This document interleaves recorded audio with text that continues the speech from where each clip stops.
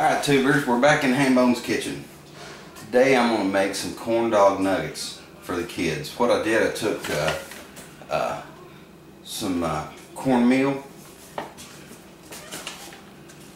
and some flour, and I mixed it, I put it in the bowl half and half, and just added some milk, enough to make a batter. You know, it's not, if you get it too thick, you have too much batter. If you get it too thin, it won't stick on the corn dog.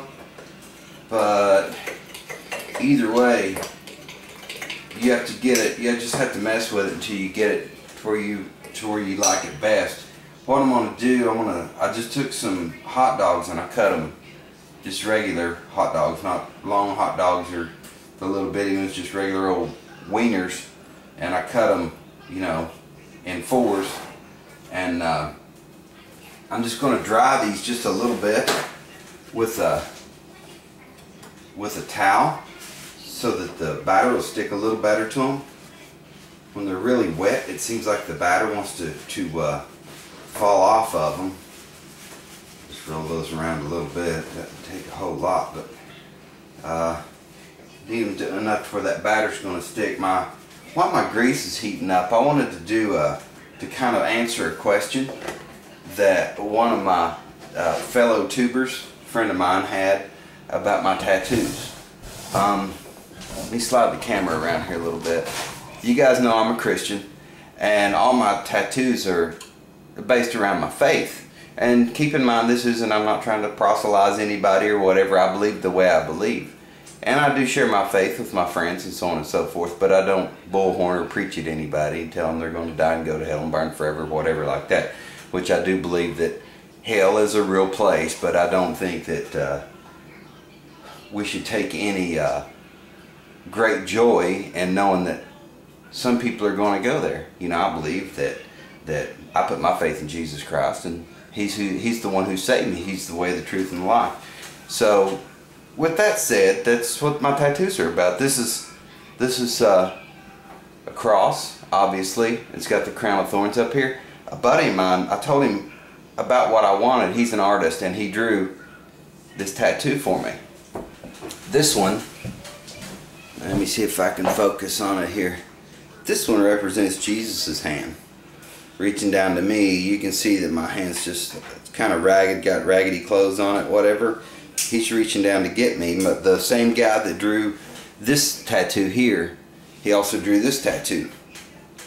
And you can see Jesus' robe there. And this is kind of he didn't really know how to end the tattoo, but he said he was going to do kind of a MC Asher kind of thing. Not MC Hammer, MC Asher. Kind of do that kind of thing with his robe, you know.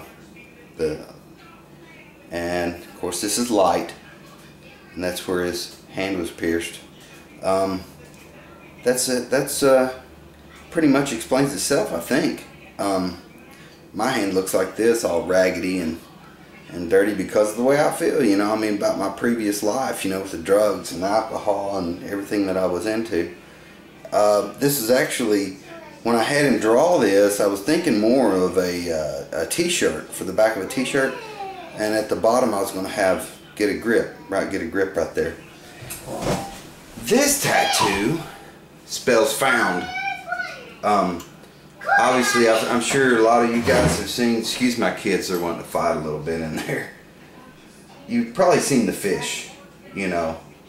And from my understanding, you know, historically what this was when the Christians were being persecuted by the Roman Empire, that the way you could identify yourself is they would take a stick or whatever, and they would draw a line of this in the sand.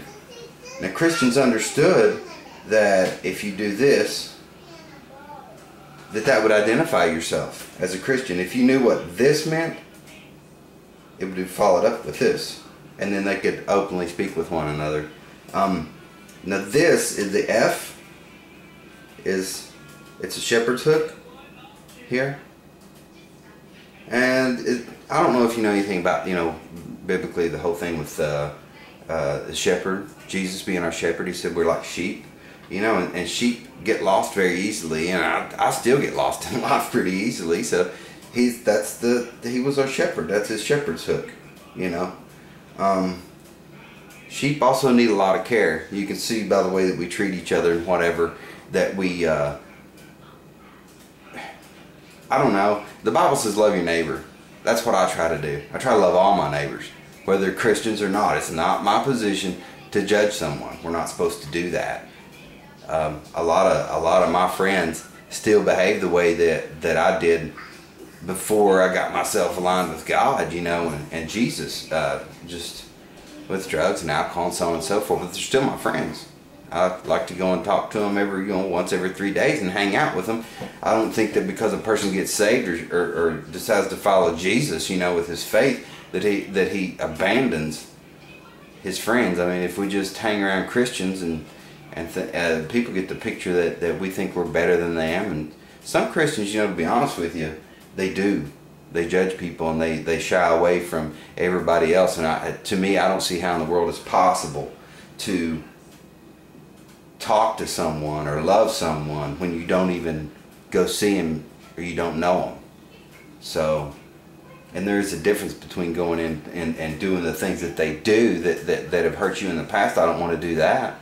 I don't want to go drinking and drugging and partying and anything. I don't want to do anything that's going to hurt myself anymore like it did in the past. But that doesn't mean that I just blow everybody off and go to myself, you know, and just hang with myself.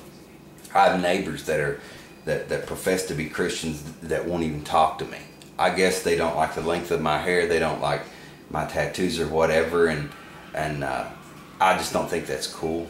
You know, I feel I'm just as saved as they are, although I don't wear my Sunday best to church every morning. So anyway, I try to be patient with my neighbors that judge me or whatever they're doing. You know, I try to be patient with them and love them anyway, even though I think that they're wrong about me. So anyway, that's my little tidbit. I wanted to explain my tattoos because the dude asked me about them, and I'm going to get back with my cooking here, guys. Alright, tubers, here's what I'm doing. I got one in the fryer here, kind of testing my batter to see if I got my batter right. Looks like it's pretty good.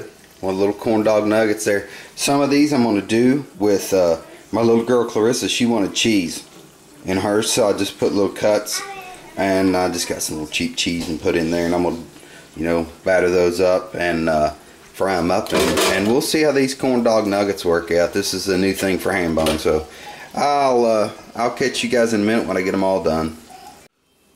Alright, tubers, there's my my corn dog nuggets. I've still got a few pieces here to cook. Let's go ahead and throw these in here. Throw them in the batter here, and we'll get them coated down good. I made a mess in my wife's kitchen here. Look at this.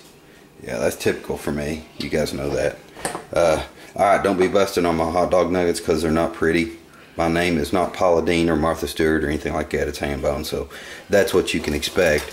But the kids say they taste good. So anyway, you guys take care, and I'll talk to you later.